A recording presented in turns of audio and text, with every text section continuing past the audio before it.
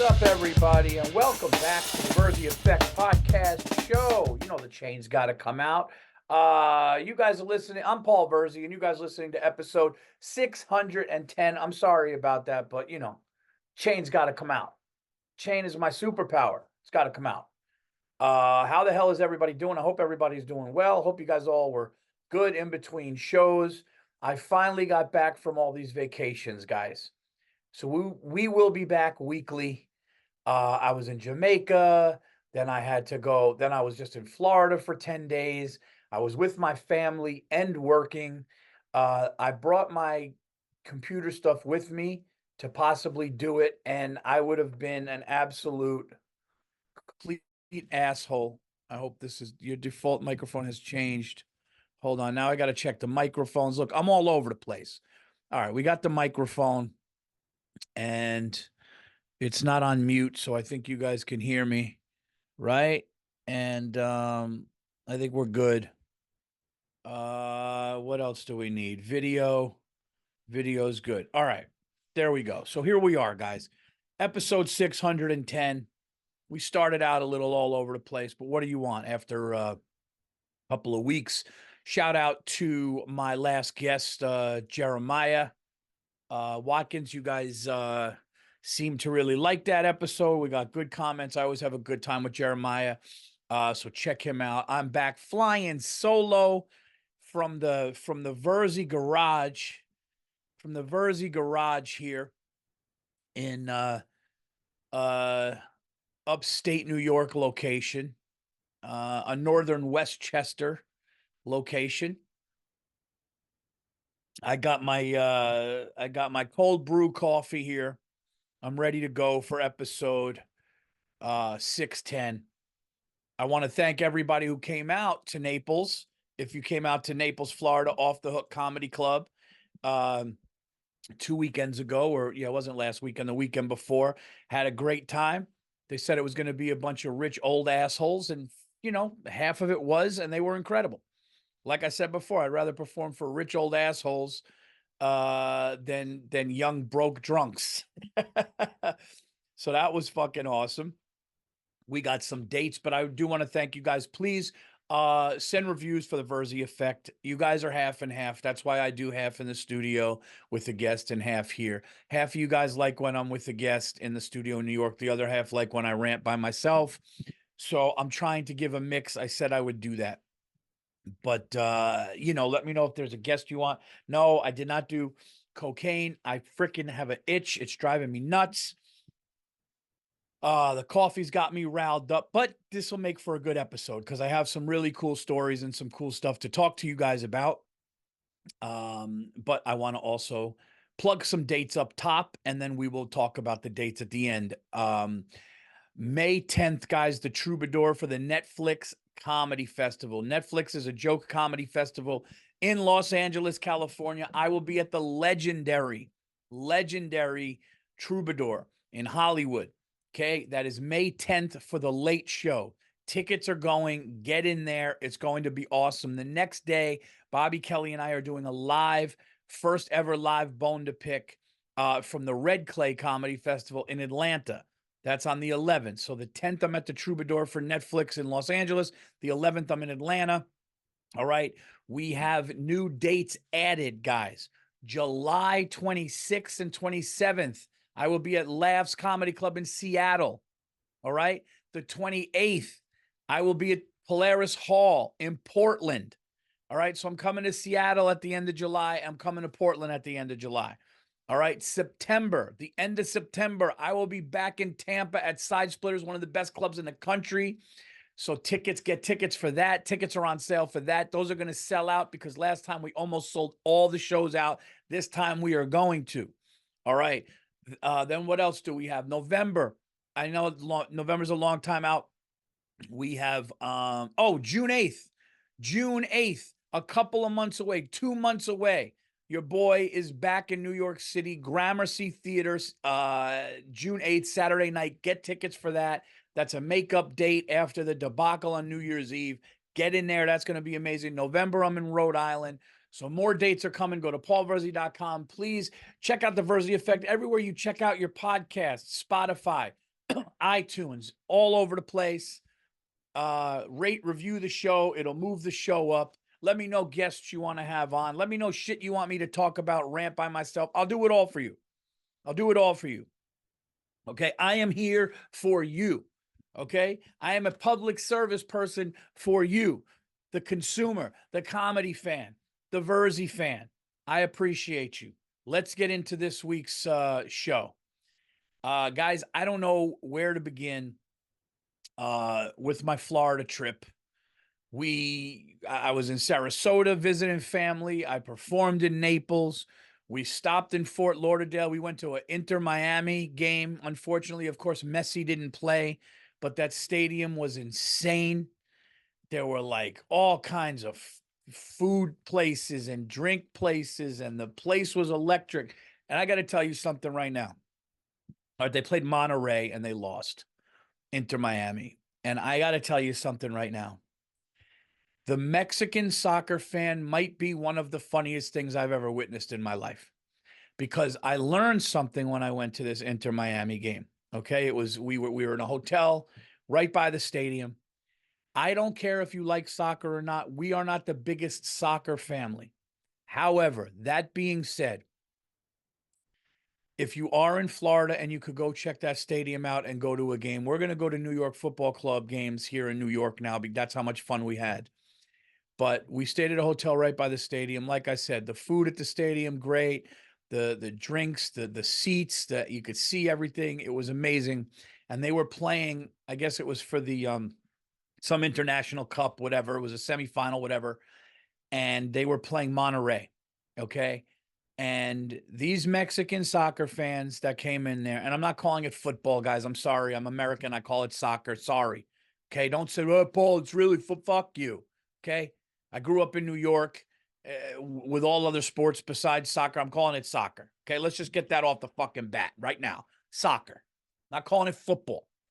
Okay. I'm on a hot one today, guys. This is football. Okay. Football. Soccer. The Mexican soccer fan that came out to support Monterey was some of the funniest shit I've ever seen in my life. Okay. The funniest, truly one of the funniest things I've seen in my life. Okay. They weren't dressed like soccer fans. They were dressed like they were going to a nightclub. They smelled of heavy, heavy cologne sprays, gold chains all over the place, jeans, nice shoes or sneakers, and then the soccer jersey of Monterey. It was our section smelled like cologne.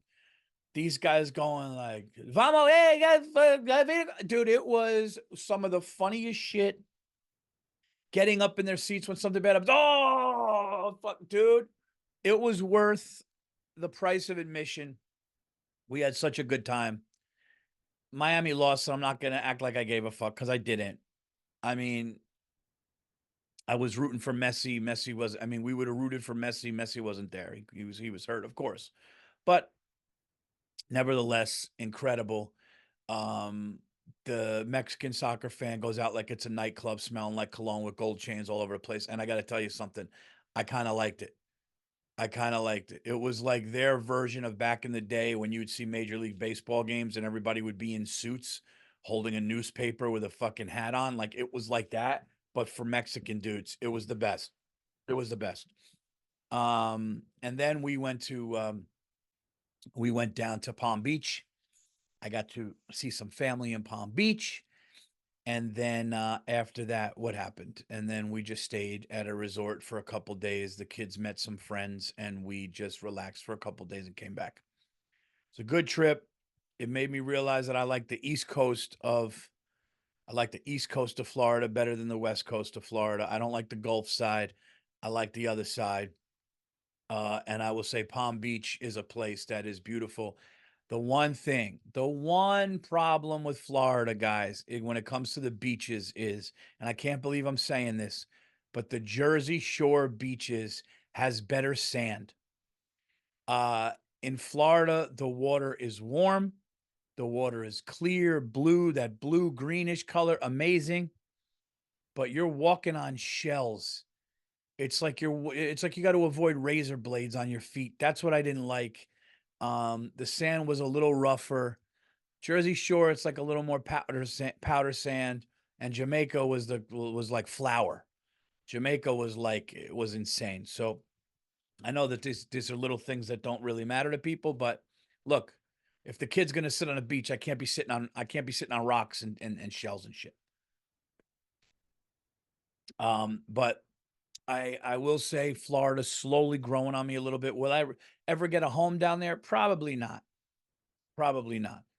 But I got to tell you guys another story on the show because I was like, when I was there, I was like, I got to talk about this. I have to talk about this shit. Okay. We're going to talk about a lot of shit today. Buckle up. I'm sure you guys could tell I'm a little juiced up on this fucking coffee here. It was a little stronger than I thought it's going to be. This light is shining in my face a little too bright. Should we go down one? No, that's too. All right, there we go. What are we going to do? So, my little girl, I'll give you guys a good story here. Okay. If you like it, you like it. If you don't, fucking, I don't care. I give a shit when you don't like my stories. No reason for that. I'm sorry. I got to get control of this caffeine, guys. So, as you guys know, I'm a big Knick fan. My family are big Knick fans. Took my son recently. I don't know if you guys follow me on Instagram. Took my son down. We were like right at on the court. It was a great time. It was amazing. They even put me and my son on the jumbotron there at the Garden, which was always a dream. It was amazing. So I say to my little girl, "Look, Madison Square Garden wants to hook me up, but for big shit like that, like no matter what celebrity, you only get two because there's only so many seats down low. So Madison Square Garden has all these celebrities to accommodate. Chris Rock was there. Tracy Morgan was there. Fucking rappers were there. Justin Thomas, the golfer, and his wife were there. John McEnroe and somebody was there. So everybody gets two tickets. So the guy hooks me up. He says, I'll give you two tickets to hook you up. And I know your son's a basketball player. And I say, yeah, my daughter is too. But I think my son would want to go. So I had to talk to my little girl. And I said to my little girl, are you okay if I take your brother to the game? And she said, of course, Dad, take him. And I said, well, what I'm going to do for you is I'm going to take you to a concert. So you got to tell me what concert you want to go to. And if that means Taylor Swift, then I'll try to make Taylor Swift work. If it means somebody else, you let me know. And she goes, Dad, there's only two concerts I want to go to. Okay. There's two concerts I want to go to. I either want to see Olivia Rodrigo or Zach Bryan. Am I saying that right? Zach Bryan? I hope I'm saying that right. Whatever. But the one I really want to go to is I want to go see Olivia Rodrigo. So I said, okay. So I search up Olivia Rodrigo tickets. Sure enough, she's playing at Madison Square Garden this week. I talked to my wife. I said, look, I'm going to buy 3 tickets so she could bring a friend. Plus, she'll be bored to death with her dad because when all these little girls are screaming for Olivia Rodrigo, screaming the lyrics, it's going to be me doing this. And my daughter, like, okay. So I was like, let's get her a friend. So she brings one of her friends who's like the biggest Olivia Rodrigo fan, knows all the words. Now, guys, I go into this thing thinking, all right, whatever, this will be. Dude, I'm not lying. And I think she did like out of the 20 songs or 20 something songs she did, I knew about 5 of them. 6 of them, but like 5 of them. I probably heard about 7 songs, but 5 of them I kind of knew. Other than that, I didn't know. And I witnessed something at this fucking concert that I've never witnessed before in my life. First of all, this 21-year-old Olivia Rodrigo I'm not joking and I'm not trying to exaggerate for the podcast. I swear, I need you guys to understand that. I really do get mad at that when people are like, oh, you make shit, it couldn't have been that. That's just exaggerated. Guys, I don't do that. I'm not going to bring something up on my podcast and talk about it if I'm just trying to find something to talk about. Okay. I made it a point to talk about this. That's why when I did Jim and Sam and I told the story of the hotel guy knocking on my door. People are like, "Oh, his stories are full of shit." It's like, no, it's like you're too used to listening to bullshit comedians that aren't real make shit up. That's what the fuck it is. Okay? That's what it is. You guys are used to fake ass comedians who go on and they fucking lie about shit so they get clicks because they're fake. I don't do that. Okay? I don't do that. I say real shit and make sure you understand that. And so I'll get into the story. Um this Olivia Rodrigo, 21 years old, came out, and I am not exaggerating. She held that fucking building down like DMX, and I'm not kidding. I have never in my life seen a place go ape shit like that. And guys, when I tell you, every single person in the building stood up the entire time and didn't just sing along, screamed at the top of their lungs every lyric of every song. We were filing out, and there were mothers there with their daughters going, I have seen Madonna. I've seen Ariana Grande. I've seen Coldplay. I've seen places go nuts. I've never seen what I just saw, where every single person in the building screamed, with the exception of parents scattered out like me, probably that didn't know, screaming every lyric from the top of their lungs. She worked the stage.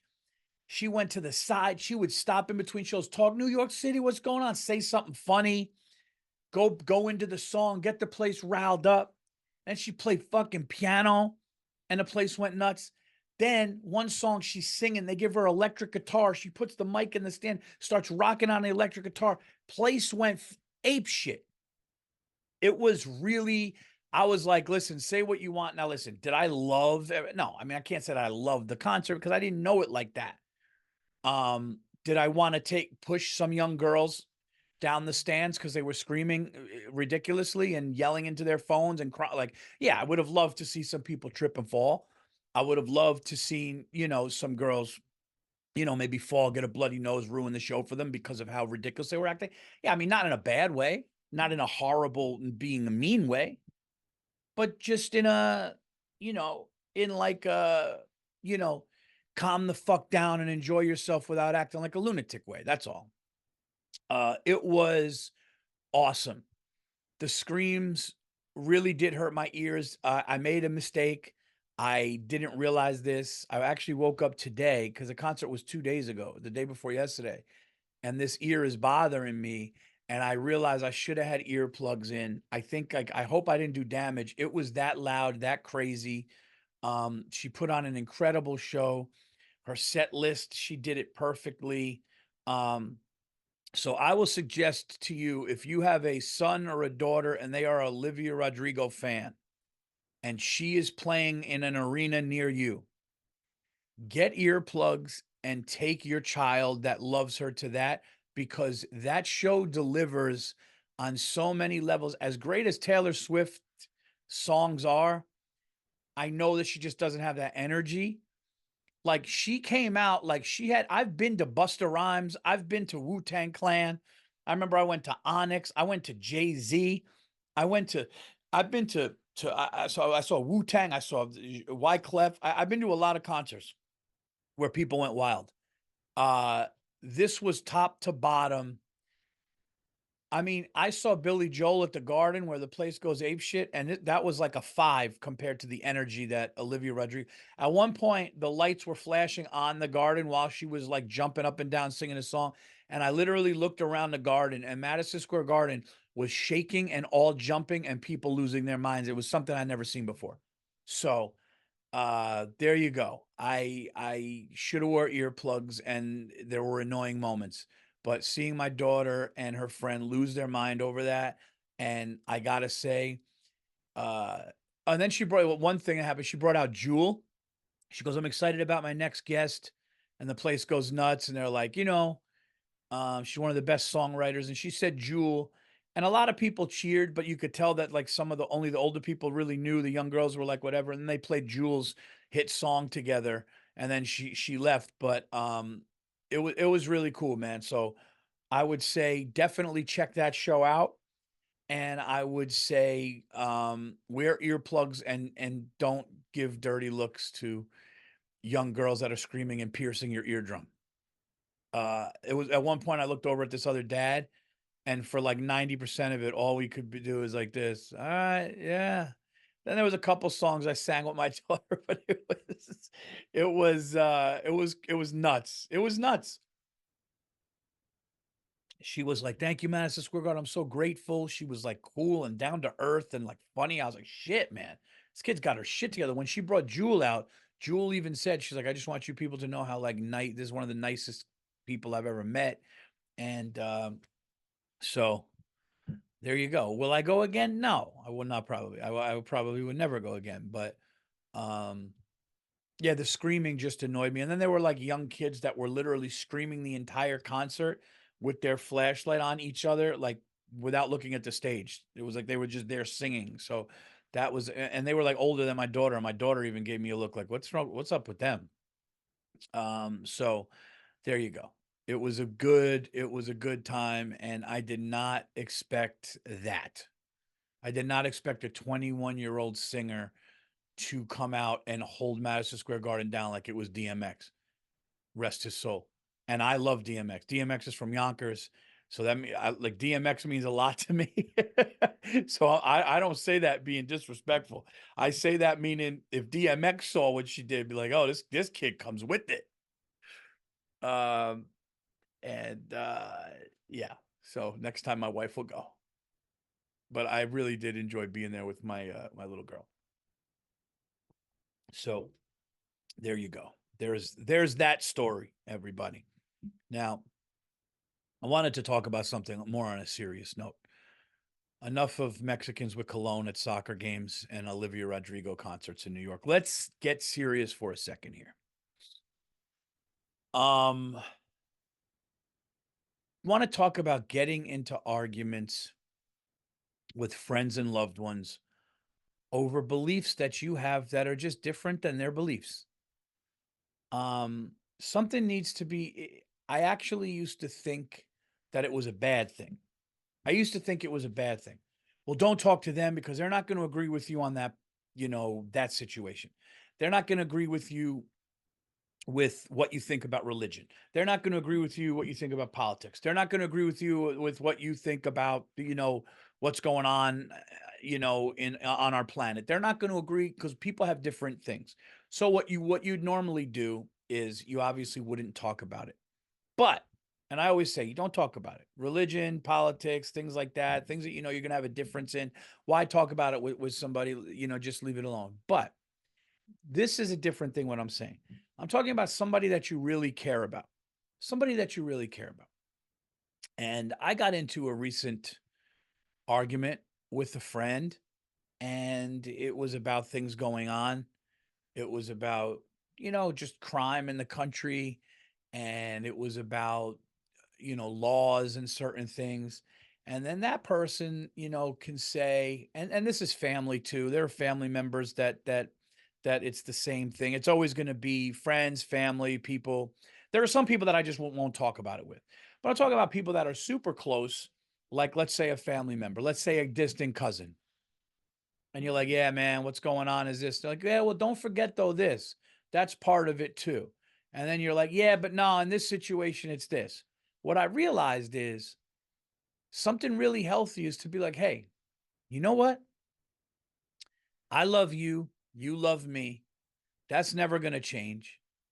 Let's just agree to disagree. Let's just be like, you know what? I love you. You love me. We're friends like family, or we're family. And you know what? I understand your opinion. Hopefully, you understand mine. I disagree with yours. You disagree with mine. I still love you. Let's have a beer. That's healthy. That's healthy. Okay. Listen, let's just say I'm never going to agree with your shit. You're never going to agree with my shit, but I love you. Let's talk sports. I'm not going to call you an idiot. I'm not going to personally insult you. I'm not going to say you're fucking dumb and nuts. I'm not going to do that. I'm going to say maybe I don't think you, you're taking the information different than I'm taking the information. and we're coming up with our ideas or what our assumptions of things are, and that's it. And that's it. That's what you need to do. You can't be like, ah, fucking idiot, a dumb piece of shit. It's because they got a shitty job, and all of a sudden, now you're insulting people. Ah, it's because you live here. You're not in the real world. You piece of shit. And then what? And then what? Now all of a sudden you're like, yeah, I love that person, but fuck them. I don't want to see them on a holiday. I don't want to see them. Stupid asshole. No, you know what? Maybe they're not a good friend. Maybe I don't know. And you're like, no, no, no, you do know them because you've broken bread with them before. You've gone out with them before. You've gone to games with them before. This is somebody you love and care about. And because something going on in the world, you're going to change. That's stupid, man.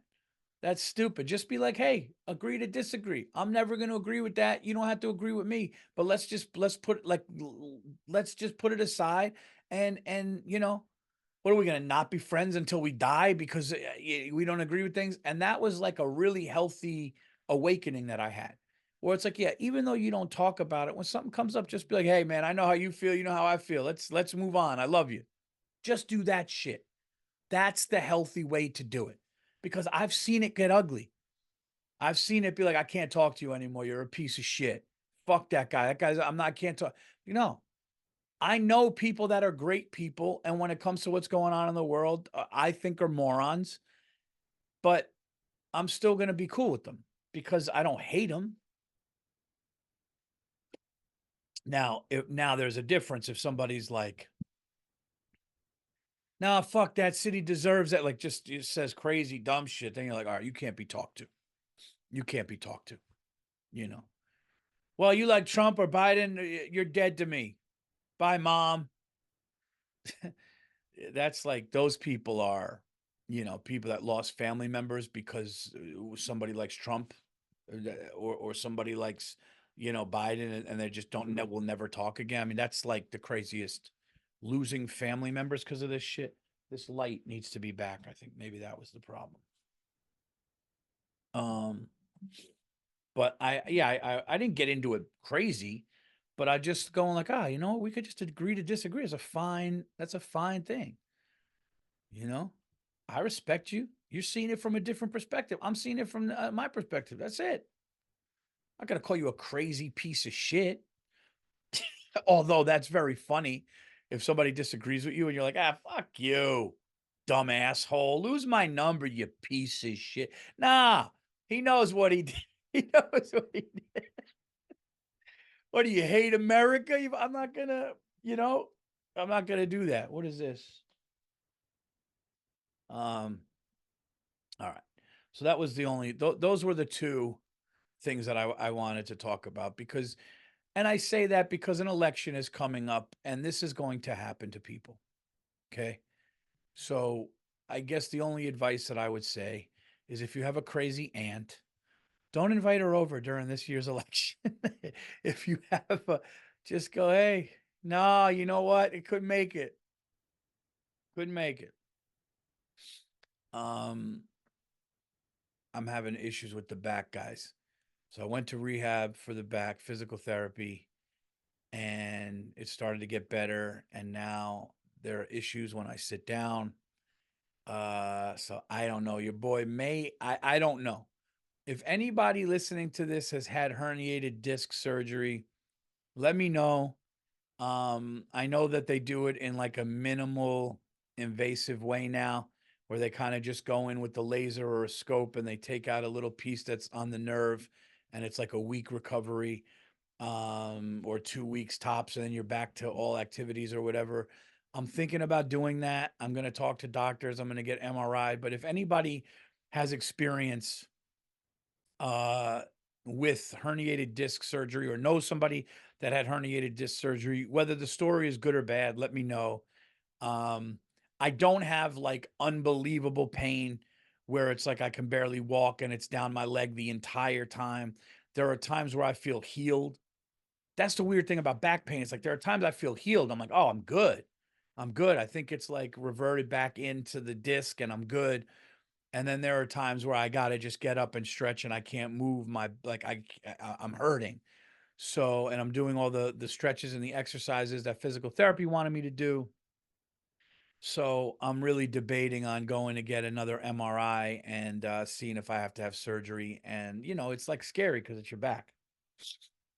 Um, and I'm also like, oh fuck, I don't want them to take an MRI and see something else.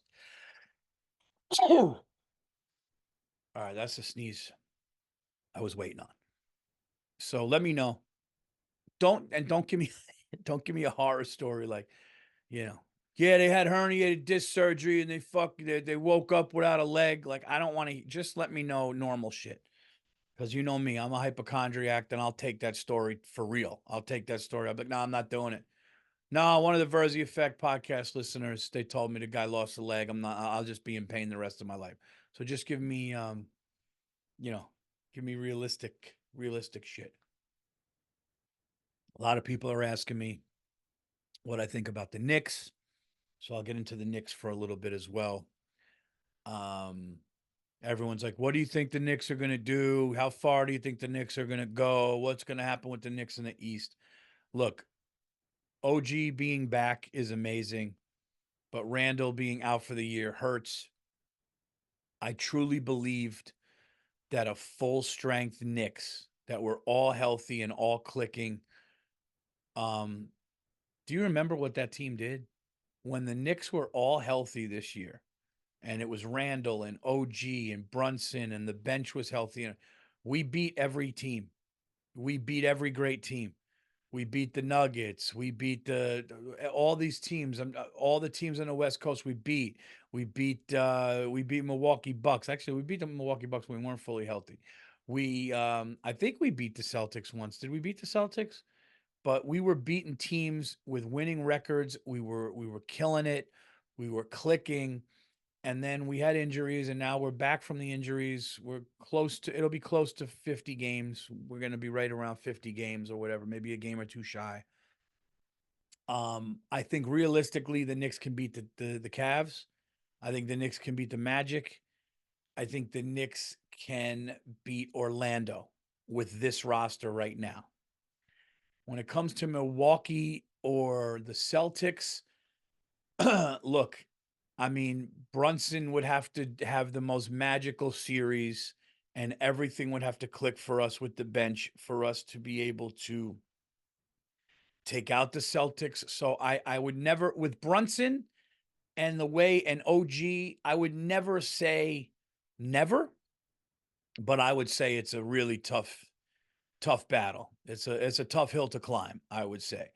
Do I think we can go to the Eastern Conference Finals? I think there's a chance. Do I think we go to the Eastern Conference Semifinals? I absolutely do.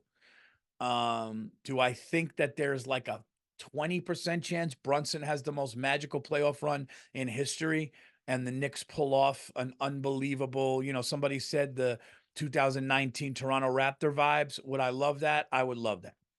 Um, the nice thing is the Knicks finally have a team where you can say, never say never. Might be hard without Randall, but never say never. So that's what I'll say about them. Yankees, I'm not that lunatic who's going to talk about baseball 13 games in, good or bad. Yes, it looks good right now, but I mean, we're 13 games into the baseball season. It's been 2 weeks. These people calling up radio stations talking about the seasons, like what they think is going to happen with the season 13 games in. They're mentally ill. They need help. They're mentally ill. They need help.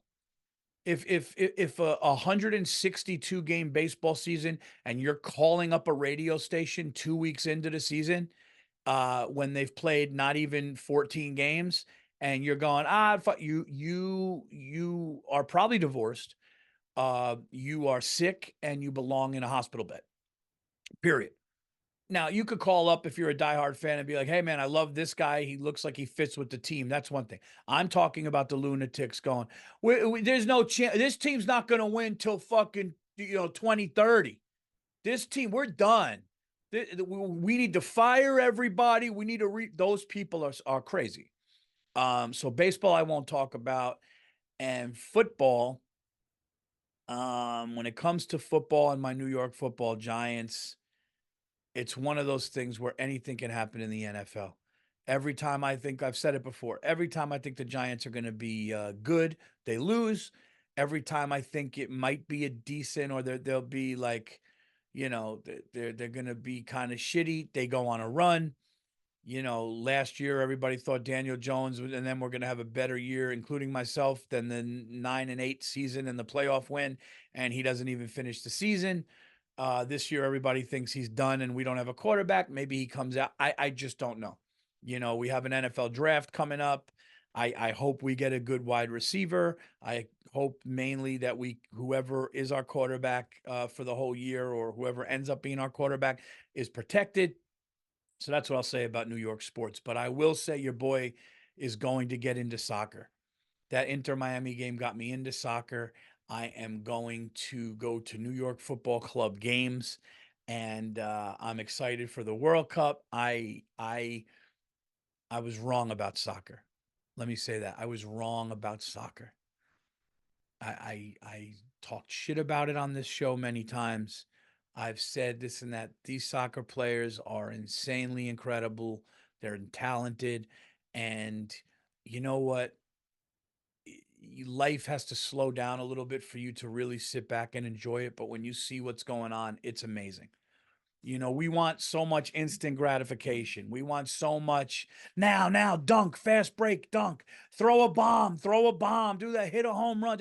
And that's how we, that's a lot of American sports. It's fast, it's quick, hockey, fast, even tennis, back and forth, fast, like things need to soccer is a patient game. They'll wait and kick it all the way back to the goalie and wait and set up again and do it again and wait till they have an opportunity. And what I learned in soccer is it's that quick moment that needs to happen, that quick decision that needs to happen. And if all comes together, that's when the goal happens. That's why people go so ape shit, because it's like it needed to happen that way in order for it to have happened. Does that make sense? That's what I love about it. So I'm that, or I'm getting old and I'm starting to like shit that's boring. Either way, I love it now. So I need to pick a soccer team.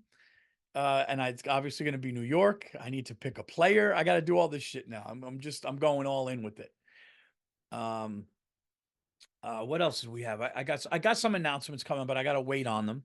I will tell you guys that I'm very excited for you guys to see the new special. People that have seen the new special said that this is the best I've ever been. I'm the most calm and controlled I've ever been, but it's the best material. But I mean, people that were there called it perfect. So I'm hoping that you guys feel that way. I know how I felt that night, and I think when we put this thing together and it comes out this summer, knock on wood, with some other announcements, I hope you guys are gonna like it. But it'll, depending on timing of places, because I have control of this special. I put up my own money for this special. I did everything myself. So if places want to take long, and if places want to drag their feet, and platforms, your boy will just put it out on YouTube when I want. I'll edit it the way I want. The clips come out the way I want. So I have that option as well. And I'm really excited about that because I control this. And I think you guys are going to see the best I've ever been. That much. I mean, my manager said it's not even close how much better I am than the Netflix special in this one. So, my wife was watching it, and I said to my wife while we were like, I got to give editing notes, and I said, be honest with me. Is this? She goes, this is the best you've ever been. So, people that know me well and are in on my team and my, friends and family say that, and I think so. So I'm really excited for you guys to see it. I think that it'll take us to another level, and that's all you could ask for. Just you guys coming out, man, and spreading the word. I'm doing this the old-fashioned way. I'm not going on podcasts lying. I'm not, doing shit that I'm not comfortable doing. I'm at a point in my life and my career. I was thinking about this. I'm just not going to do shit that I'm uncomfortable doing. I remember Joe Rogan saying some shit like, I don't have time in my life to do things that I just don't want to do. And it's so true. It's like, I don't, sometimes when you're a comic, you're like, well, I need to do that show because everybody does that show. And then you're like, do you really want to do the show? No, but everyone has to do it. And it's like, no. See, that's where I cut it off. It's like, I don't give a fuck. Oh, do that show. Or do naked roast battle. That'll get the fuck out of here, man. I'm a grown man with kids. I'm a father with children. I'm not, you know, I'm gonna put out good content and do my own podcasts and enjoy myself and enjoy my life. And I'm gonna get to it that way. I'm not doing shit because that's what people say you have to do or that's what you need to be on. That's bullshit. That's weak shit. I don't do that shit. Okay. I don't go on podcasts and fucking just over exaggerate and lie. So people say, I say what happens. And that's why I really have a problem with people that say, oh, that's a bullshit story. No, it's not. The time travel story is not bullshit. The knocking on my hotel door is not bullshit. Okay. All the shit that I say, I don't do that. I don't have that in me. I'm not built like that. I'm not built like that. I'm not built to be on a podcast and go, and then fucking dude ran at us with a knife. Meanwhile, it was like a neighbor that came over and knocked on the door and just asked a question. Like I don't have that in me. I could never leave a podcast knowing I made that shit up and be able to sleep or feel good about myself. That's just what it is. So, yeah. But listen, man, it's show business. There's a lot of sick, fame crazed, mentally ill, insecure lunatics that will do anything to feel some sort of love because they're lacking something. And I don't mean to be disrespectful to any of my peers. I'm saying that that's what it is. There are people that are willing to, you know, sell their soul, so to speak, or just do or say whatever just to get there. And that's not your boy, and nor will it ever be. So you want to see a real one? Come and see me, baby. Paul Virzi, June 8th, New York City, Gramercy Theater. Get in the building. All real.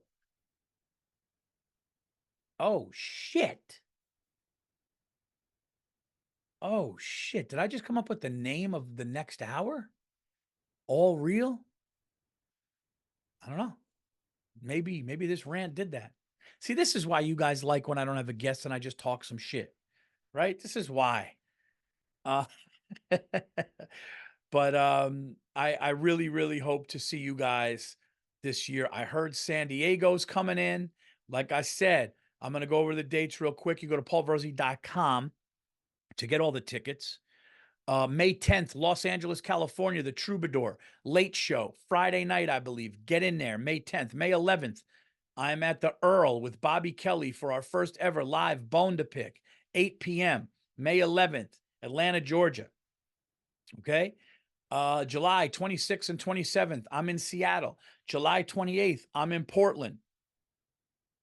September 26th through 28th, Tampa, Side Splitters. Get in there. November 22nd and 23rd, I believe. I think it's the weekend before Thanksgiving, Rhode Island. Okay. And then we are adding San Diego and so many more dates. And I did say June 10th, Gramercy Theater, New York City. Go to paulverzi.com for all of your tickets. Please continue to check out and spread the word of my Netflix special, Nocturnal Admissions, streaming right now. More and more people keep seeing it. Spread the word. I want more and more people to see it until the new one comes out. This summer. And check out Bone to Pick with Bobby Kelly. Obviously, subscribe to all of the podcasts, guys. All you got to do is go to my YouTube channel and just hit the subscribe button. That's it. You're going to get podcast clips. You are going to get new stand-up clips. You are going to get stuff from all the specials that are coming out until eventually all the specials are on my YouTube channel, which is coming soon. So there's going to be a ton of content on the Virzi Effect YouTube channel. And if you tell a friend, we can double that number and keep going. Get me on the socials at Paul Virzi. And again, there's anything you guys want me to talk about, hit me up, ask me questions. I think I'm going to do that again. I think I'm going to open up an email and I am going to have like questions or topics that you guys want me to talk and rant about. So I want to do like an interactive thing where it's not just me talking about things that I want to talk about, but I'll have Andrew Themlis send me a list of things that, hey, George from fucking, San Jose said, what do you think about this shit? And then I'll talk about, maybe do a couple of those a week. So I'll come up with a new email and you guys can do that. And then as far as guests in the New York City studio, tell me what guests you want. I'm always working on some guests. I want to do different guests besides comedians. I want to get some actors in there. I want to get some athletes in there. The Virzi effect isn't going anywhere, man. We're going to keep going. And now there's no vacations, so we will do it every week. I am sorry about the breaks recently, but we should be all good for now. So I want to thank you guys for listening to the Virzi Effect, episode 610. Let me know about herniated disc surgery. Go take your kid to see Olivia Rodrigo because the kid tears the place down. And yeah, Mexican soccer fans are the funniest. Cologne and chains at a soccer game. I mean, I don't even know. That could be maybe the name of this episode. I don't know. But thank you guys. And until 611, I am out of here. I will talk to you guys next week.